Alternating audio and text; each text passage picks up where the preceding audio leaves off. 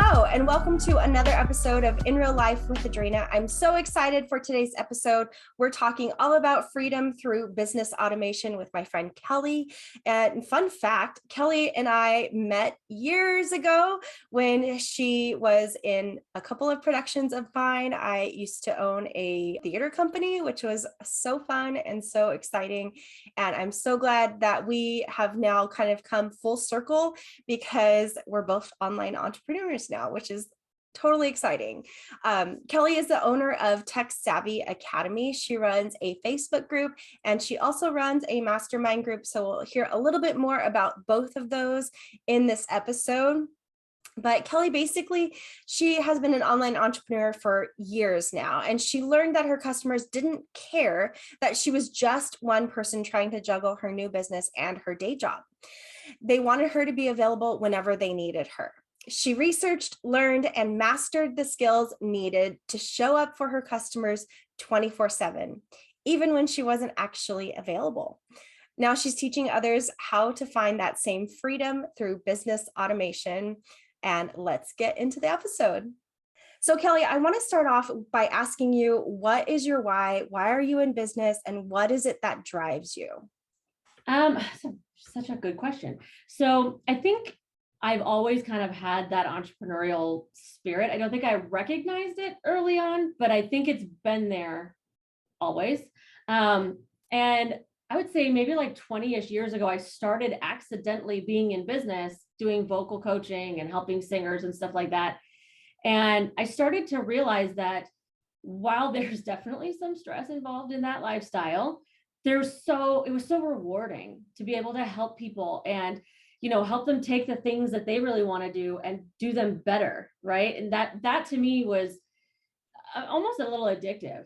And so I've been doing that off and on for a long time, but more recently moved into this tech space, which is what we're going to talk about today. About, like, I would say maybe about a year or so ago, my husband made a comment, because I was commenting about how it was so frustrating that, like, I couldn't get people to want to do vocal coaching online. And it was, we had to be online. So I was really struggling with that. Mm-hmm. And he said, well, why don't you like teach other people like you how to do all that tech stuff? You're so good at all that. And I just went, oh, so it was a major light bulb moment for me to realize that I could keep doing that, but in a totally different way. And I have to say, I've gotten even more, like, I just get so much more out of helping another female solopreneur to be able to create that freedom and create that life for themselves. So yes, I want it for myself. I want the freedom. I want the location freedom and do what I want kind of thing. But I love being able to help other people get there, because I think we all want that, but not everybody knows how to get there. So that's kind of where I think it's gone for me. Yeah, I mean, I definitely understand what you're talking about as far as like the freedom. You've got location freedom, you got like time freedom. You can do your business on your own terms.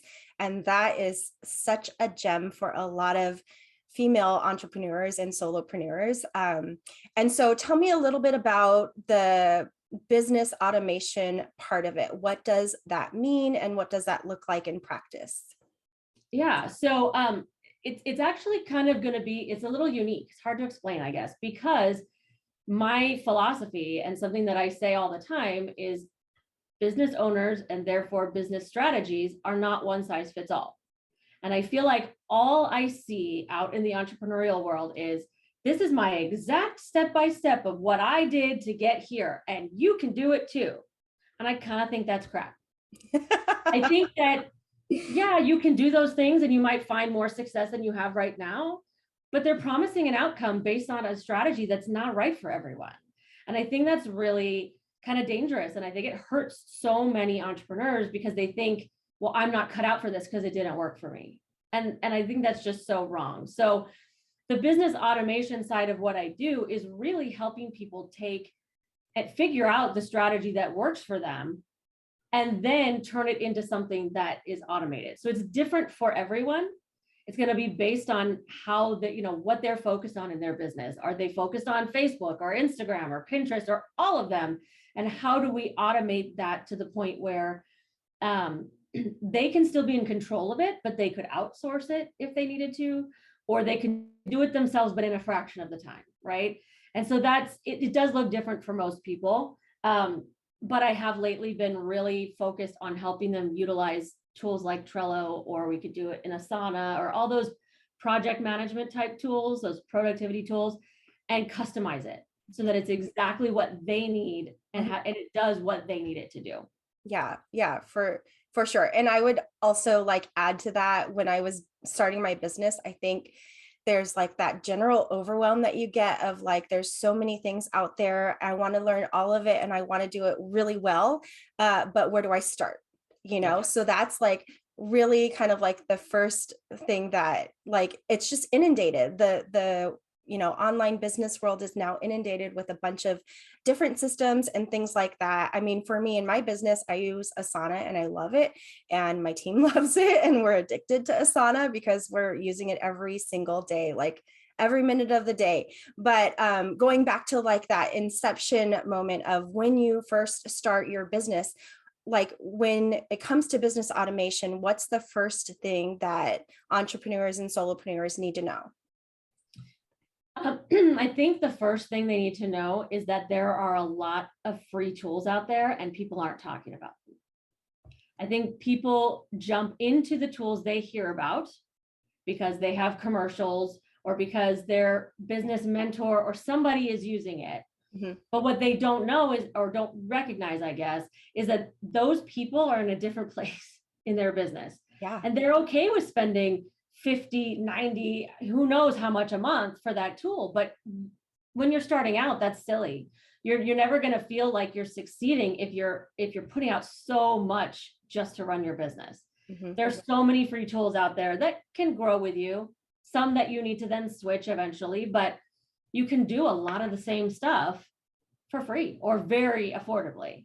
I think that's the first thing that I tell most people is don't just buy that because someone said to buy that. Look, research.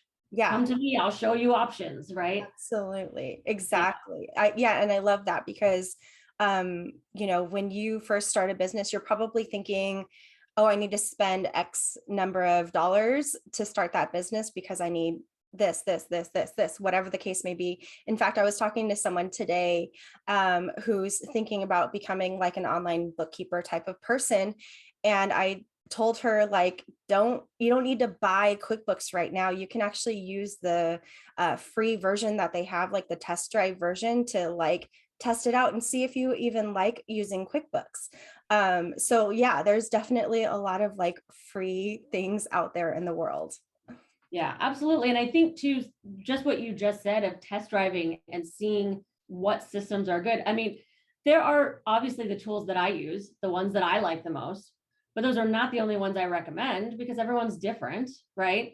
So the main thing I tell people is test drive them all. Even if they don't have a always free version, which so many things do now anyway, but even if they don't, they have a free trial. Mm-hmm. Go play with it before you commit, because most of these places will not refund you if you change your mind. So it's like a car, it's like clothes. You wouldn't just buy them. Mm-hmm. You need to see what they're like. You need to see if you even understand them or like them. Yeah, you definitely got to try them on first. Yeah. So as far as like the importance of understanding your business process, what would you say to that when you're starting out? Well, I think one thing I would say is that even if you don't think you have one, you do. I think a lot of people, when I ask them, what's your business process? They say, oh, I don't have one. Well, yeah, you do, because you're doing something. So let's look at it. Let's write it down. Let's figure out what your process is. Maybe it's not working for you, and that's a different conversation, but you have a process, and I think the best thing to do is really recognize what it is, where you're spending your time. And this is something I've said in other previous businesses as well. Your schedule, your calendar, it doesn't lie to you. It tells you where you're investing your time. And if you're not getting anything back from it, then maybe you shouldn't be investing your time there.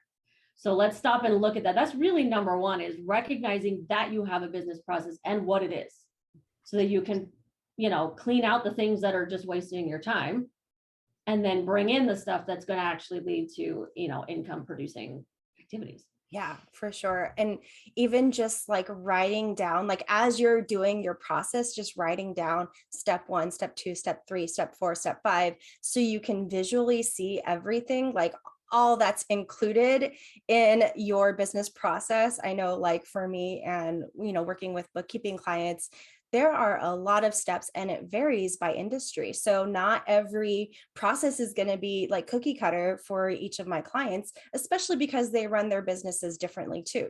Everyone's Right. unique in their own way. Yeah, exactly. And the concept of wanting to jump into automation, I'm all for that, right? But if you don't know what your manual process is, you can't automate it. And that's something that I think people come to that realization a little late in the game if we don't talk about it first. But also, when you understand that process, that's when you find the opportunities for automation so that you make sure that you're using them wisely. Mhm. There are some things you actually have to be present for and pay attention to because it's your business, Mhm. right?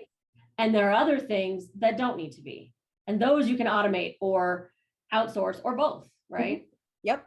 Yeah, for sure. So what would you say like are your favorite automation tools that you use in your business? And can you give like a couple examples of how you use it? Yeah.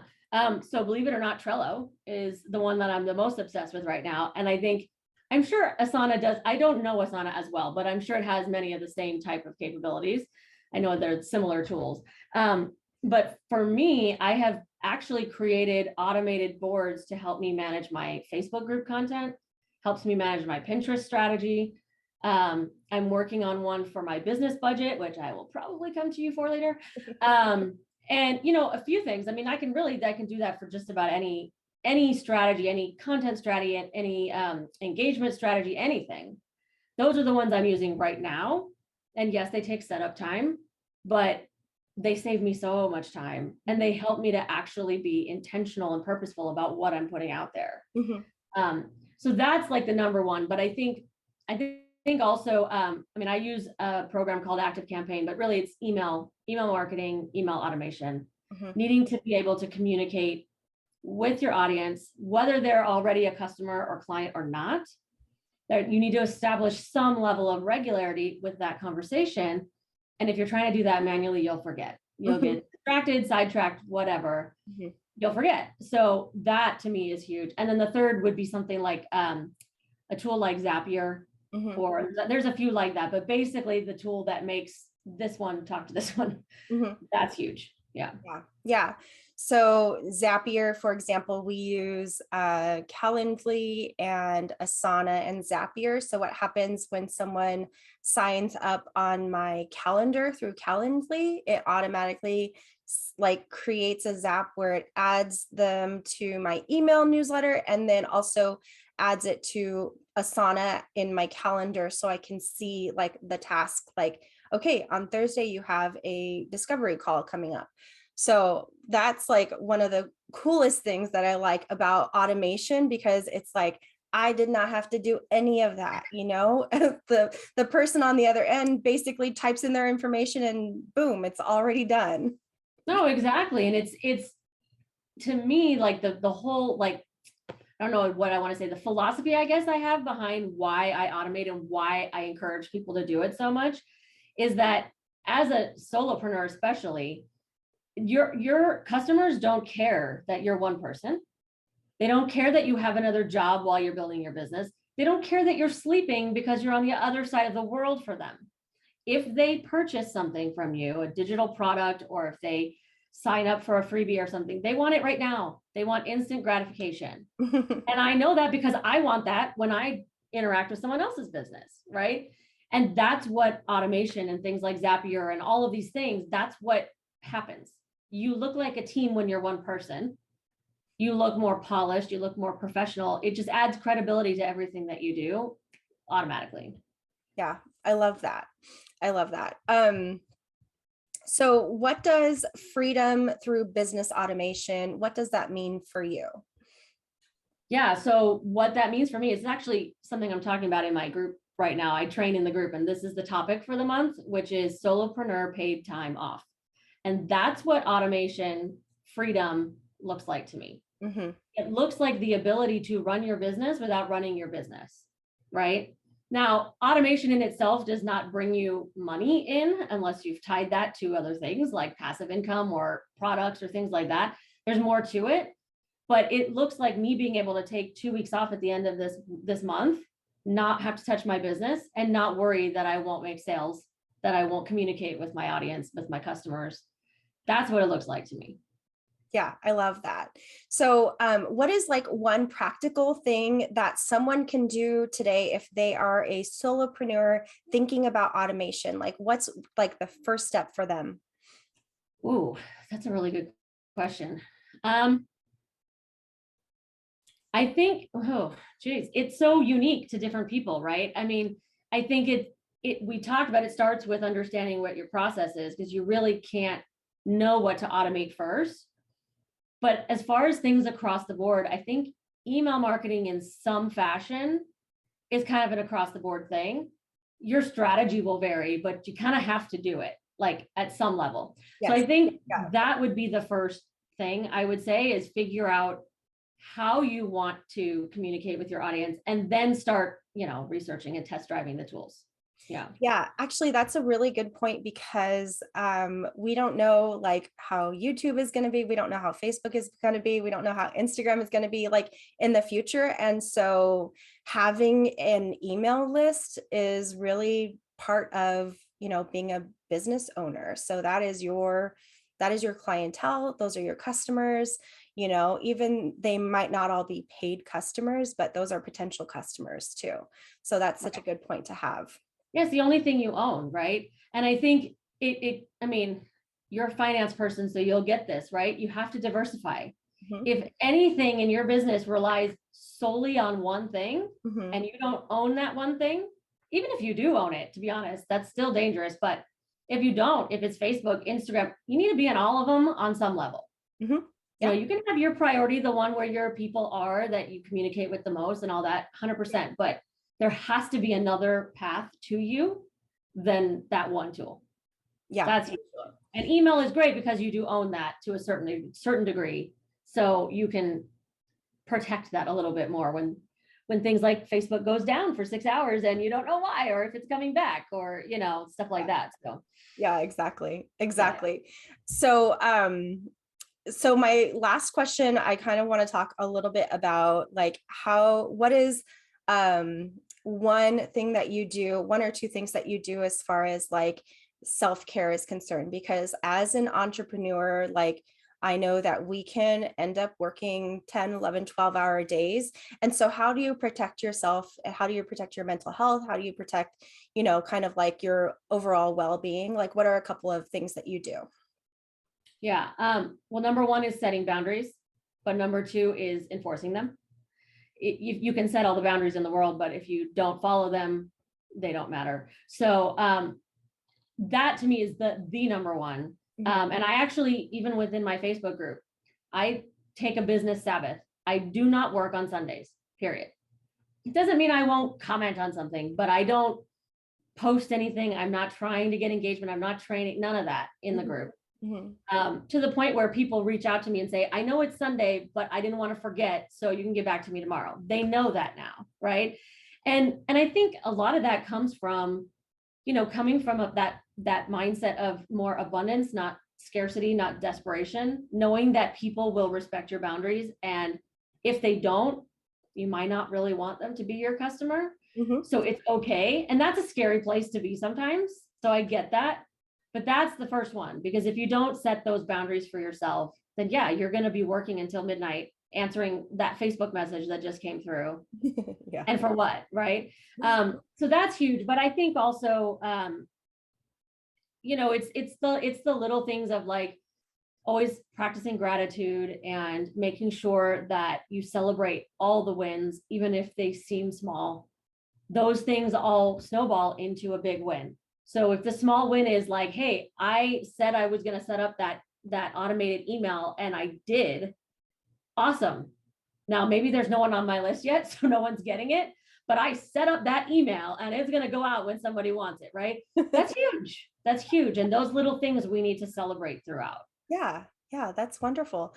Yeah, at the end of each day, not only do I have an alarm that goes off that says like, okay, time to leave, but I also shut down my computer. So that way I know like once I'm out of the office, I close the door. I'm not going back in for the rest of the day. I've got my personal plans that I want to do, and that's it. That's all I do as far as like thinking about work for that day. So I love the fact that like you talked about setting boundaries and enforcing them. I know it can be like really challenging, especially during busy seasons.